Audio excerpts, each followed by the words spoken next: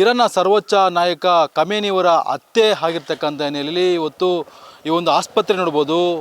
ಈ ಒಂದು ಐಕೆ ಆಸ್ಪತ್ರೆ ಅಂತಕ್ಕಂಥದ್ದು ಇವತ್ತು 1986 ಇಲ್ಲಿಗೆ ಏನು ಖಮೇನಿಯವರು ಬಂದು ಈ ಆಸ್ಪತ್ರೆನ ಉದ್ಘಾಟನೆ ಮಾಡಿದರು. 91ರಲ್ಲಿ ಈ ಒಂದು ಆಸ್ಪತ್ರೆ ಓಪನ್ ಆಗುತ್ತೆ. ಇವತ್ತು ಈ ಆಸ್ಪತ್ರೆಯಲ್ಲಿ ನೀರವ ಮೌನವ ಏರ್ಪಟ್ಟಿರ್ತಕ್ಕಂಥದ್ದು. ಯಾಕಂದರೆ ಈ ಆಸ್ಪತ್ರೆನ ಅಡಿಗಲ್ಲಾಗಿ ಈ ಆಸ್ಪತ್ರೆಗೆ ಒಂದು ಚಾಲನೆ ಕೊಟ್ಟಿರ್ತಕ್ಕಂಥವರು ಇಮಾಮ್ ಏನು ಖಮೇನಿಯವರು. ಇಲ್ಲಿ ಒಂದು ಹೆಚ್ಚಾಗಿ ಜನ ಕೂಡ ಬಂದು ಏನು ಶಿಯಾ ಸಂತತಿಯ ಜನ ಬಂದು ಇಲ್ಲಿ ಚಿಕಿತ್ಸೆಯನ್ನು ಪಡ್ಕೊಳ್ತಾರೆ.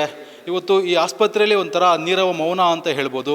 ಯಾಕಂದರೆ ಪ್ರತಿನಿತ್ಯ ಈ ಒಂದು ಆಸ್ಪತ್ರೆಯಲ್ಲಿ ಈ ಒಂದು ಅಲಿಪುರ ಗ್ರಾಮಸ್ಥರು ಬಂದು ಏನಾದರೂ ಚಿಕಿತ್ಸೆ ಪಡ್ಕೊಳ್ತಾ ಸಂದರ್ಭದಲ್ಲಿ ಖುಷಿಯಾಗಿ ಚಿಕಿತ್ಸೆ ಪಡ್ಕೊಂಡು ಹೋಗ್ತಾಯಿದ್ರು. ಆದರೆ ಇವತ್ತು ನೋಡ್ಬೋದು ಅವತ್ತು ಅವರ ಒಂದು ಭಾವಚಿತ್ರ ಅಲ್ಲಿ ಇಟ್ಟು ಆ ಭಾವಚಿತ್ರದ ಮುಂದೆ ನಿಂತು ಅವರು ಶೋಕವನ್ನು ಆಚರಣೆ ಮಾಡ್ತಾ ಇರ್ತಕ್ಕಂಥದ್ದು. ಸದ್ಯಕ್ಕೆ ಈ ಒಂದು ಸೈಲೆಂಟ್ ಆಗಿರ್ತಕ್ಕಂಥದ್ದು ಆಸ್ಪತ್ರೆ. ಯಾಕಂದರೆ ಜನರಿಂದ ಯಾವತ್ತೂ ಗಿಜುಗುಡ್ತಾ ಇತ್ತು, ಆದರೆ ಇವತ್ತು ಇಲ್ಲಿ ನೀರವ ಮೌನ ಏರ್ಪಟ್ಟಿರ್ತಕ್ಕಂಥದ್ದು. ಯಾಕಂದರೆ ಏನು ಖಮೇನಿಯವರು ಇಲ್ಲಿಗೆ ಬಂದು ಈ ಆಸ್ಪತ್ರೆನ ಉದ್ಘಾಟನೆ ಮಾಡಿ ಸಾಕಷ್ಟು ಇಲ್ಲಿ ಪ್ರವಚನಗಳನ್ನು ಕೊಟ್ಟಿರ್ತಕ್ಕಂಥದ್ದು, ಇಲ್ಲಿ ಉತ್ತಮ ಸಂದೇಶಗಳನ್ನ ಕೊಟ್ಟಿರ್ತಕ್ಕಂಥದ್ದು. ಏನು ಅಲಿಪುರ ಗ್ರಾಮದಲ್ಲಿ ಸುಮಾರು 25,000 ಜನ ಶಿಯಾ ಸಂತತಿಯ ಮುಖಂಡರು ಜನರು ವಾಸ ಮಾಡ್ತಾ ಇದ್ದಾರೆ. ಆದರೆ ಇವತ್ತು ಎಲ್ಲ ಒಂದು ಕಡೆ ಅವರ ಹತ್ಯೆ ಆಯಿತು. ಏನು ಅಮೇರಿಕ ಮತ್ತು ಇಸ್ರೇಲ್ ಜಂಟಿ ಒಂದು ಯುದ್ಧದಲ್ಲಿ ಇವತ್ತು ಇರಾನ್ನ ಸರ್ವೋಚ್ಚ ಮುಖಂಡ ಖಮೇನಿಯವರು ಹತ್ಯೆ ಆಯಿತು, ಮತ್ತು ಅವ್ರ ಕುಟುಂಬಸ್ಥರ ಮೂಲಕ ಕೂಡ ದಾಳಿಯಾಗಿದೆ. ಆದರೆ ಇವತ್ತು ಅವರ ಫೋಟೋವನ್ನು ಇಟ್ಕೊಂಡು ಫೋಟೋದ ಮುಂದೆ ಈ ಆಸ್ಪತ್ರೆ ಏನು ಉದ್ಘಾಟನೆ ಆಯಿತು, ಈ ಆಸ್ಪತ್ರೆ ಮುಂದೆ ನಿಂತು ಇವತ್ತು ಶೋಕಾಚರಣೆ ಮಾಡ್ತಾ ಇದ್ದಾರೆ, ಕಣ್ಣೀರು ಹಾಕ್ತಾ ಇದ್ದಾರೆ. ನಾನು ಅವ್ರನ್ನ ಮಾತಾಡ್ಸ್ತಕ್ಕಂಥ ಪ್ರಯತ್ನ ಮಾಡ್ತೀನಿ. ಸರ್, ಏನು ಖಮೇನಿಯವರ ಹತ್ಯೆ ಆಯಿತು, ಇಲ್ಲಿಗೆ ಯಾವತ್ತು ಬಂದಿದ್ದರು, ಈ ಆಸ್ಪತ್ರೆಗೆ ಯಾವತ್ತು ಭೇಟಿ ಕೊಟ್ಟು ಚಾಲನೆ ಕೊಟ್ಟರು ಅಂತೇಳಿ?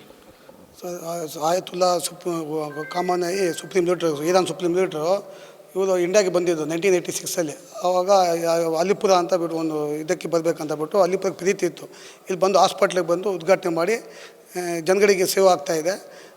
ನನ್ನೇ ಅವ್ರಿಗೆ ಇವರು ಇಸ್ರೇಲು ಇದಾಕಿರೋದು, ಮೀಸಲ್ ಹಾಕಿರೋದು ನಮಗೆಲ್ಲ ದುಃಖ ಆಗ್ತಾಯಿದೆ.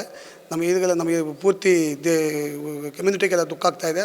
ನಾವು ಅಲಿಪುರ 3 ದಿನ ಅಂಗಡಿ ಎಲ್ಲ ಬಂದ್ ಮಾಡಿ 3 ದಿನ ಶೋಕಾಚರಣೆ ಮಾಡ್ತಾಯಿದ್ದೀವಿ. ಖಮೇನಿಯವರ ಹತ್ಯೆ ಆಯಿತು ಅಂದ ತಕ್ಷಣ ನಿಮಗೆಲ್ಲ ಯಾವ ರೀತಿ ಆಯಿತು, ಏನು ಅನಿಸ್ತು ನಿಮಗೆ? ನಮಗೆ ಯಾಕೋ ಒಂದು ಸಲ ಇದು ಒಂಥರ ಇರೋಕ್ಕಾಗಿಲ್ಲ, ದುಃಖ ಇದ್ದಂಗೆ ಆಯಿತು. ಫುಲ್ಲು ಇದೆ, ನಮಗೆ ಕಣ್ಣೀರೆಲ್ಲ ಬಂದುಬಿಡ್ತು ಅಂತ ಎಲ್ಲ. ಒಂದು ಈಗ ಆಸ್ಪತ್ರೆಯಲ್ಲಿ ಪ್ರತಿನಿತ್ಯ ಜನರಿಂದ ಜನ ಜಂಗುಳಿ ಇರ್ತಾಯಿತ್ತು, ಆದರೆ ಇವತ್ತು ಪಿನ್ ಡ್ರಾಪ್ ಸೈಲೆಂಟ್ ಇದೆ. ಜನ ಯಾಕೆ ಬರ್ತಾ ಇಲ್ಲ, ಏನಾಗಿದೆ ಅಂತೇಳಿ? ಇಲ್ಲ, ಇವತ್ತು ಎಲ್ಲ ಫುಲ್ ದುಃಖ ಆಗಿದೆ. ಎಲ್ಲ ಜನ ಎಲ್ಲ ದುಃಖ ಶಾಸ್ತ್ರ ಎಲ್ಲ ಮಾಡ್ತಾರೆ, ದುಃಖ ಶೋಕಾಚರಣೆ ಮಾಡ್ತಾಯಿದ್ದಾರೆ. ಆಯತುಲ್ಲಾ ಖಾಮನೈ ಅವರ ಹೆಸರಲ್ಲಿ ನಮಗೆ ಜಾಸ್ತಿ ದುಃಖ ಆಗ್ತಾಯಿದೆ. 3 ದಿನ ಬಟ್ಟೆ ಎಲ್ಲ ಬೆಳಕು ಹಾಕ್ತಾಯಿದ್ದೀವಿ.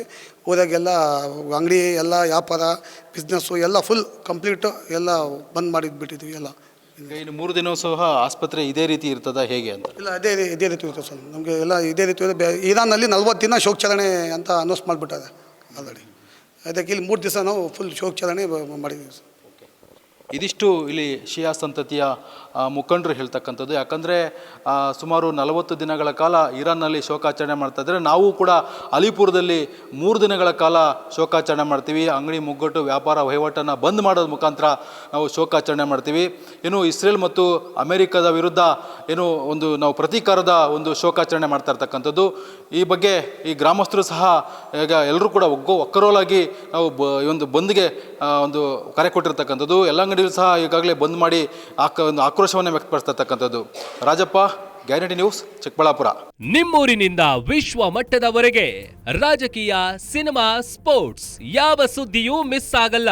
ಬರೀ ಸುದ್ದಿ ಅಷ್ಟೇ ಅಲ್ಲ, ಜೊತೆಯಲ್ಲೇ ಇರುತ್ತೆ ವಿಶ್ಲೇಷಣೆ.